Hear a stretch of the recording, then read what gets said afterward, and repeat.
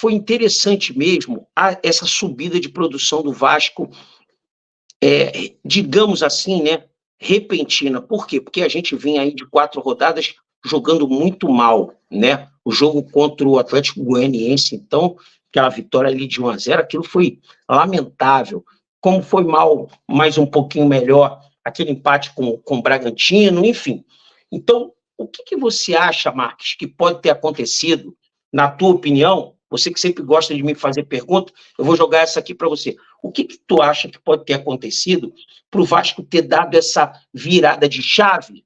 Que a gente não sabe se foi uma virada de chave que vai durar, né? A gente tem que ver o próximo jogo. Eu sempre sou muito cético e muito pé atrás com o Vasco dos últimos anos, né? Porque a gente fez uma partida boa contra o Fluminense, né? Mas até que ponto dá para confiar que o próximo jogo a gente vai manter o padrão ou vai voltar ao que estava antes? Mas a primeira pergunta para você é a seguinte, Marcos: o que você acha? Qual foi o fator que fez o Vasco render bem contra o Fluminense? Cara, eu fui o racional da vez.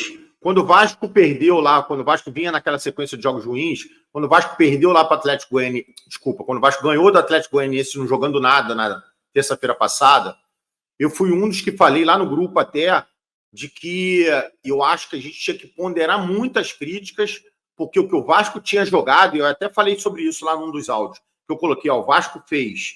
O Vasco foi a Goiânia jogar com o Goianiense e voltou para o Rio. Depois foi a Minas jogar com o Atlético Mineiro, voltou para o Rio. Depois foi a Chapecó jogar com o Grêmio, voltou para o Rio. Depois foi para Goiânia de novo, jogou com o Goianiense. E aí voltou para o Rio. Cara, se alguém da rapaziada quiser colocar aqui, saiu em algum lugar quantos 1.000 quilômetros o Vasco rodou nesses 4 jogos.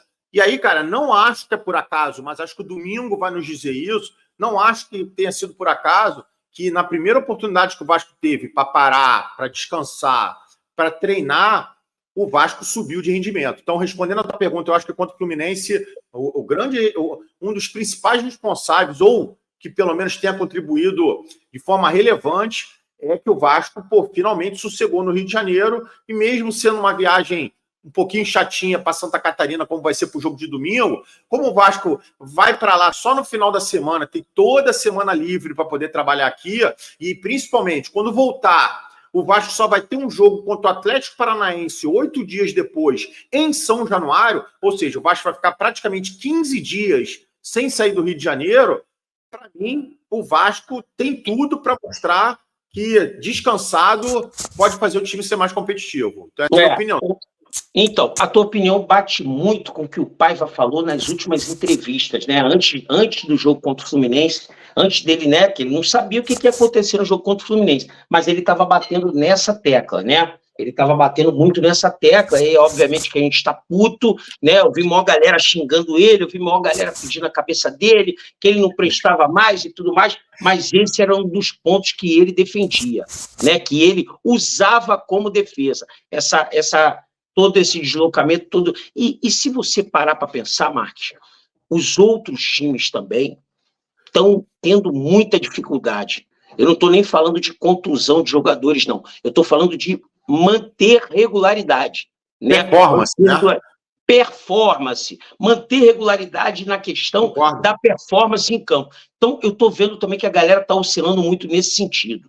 Né? O calendário está muito pesado. E para o Vasco, especificamente, por conta do adiamento do jogo contra o Cuiabá, para o Vasco ainda ficou muito mais latente essa questão de só jogar fora de casa e jogar 4 jogos seguidos aí, que realmente nos atrapalhou, né?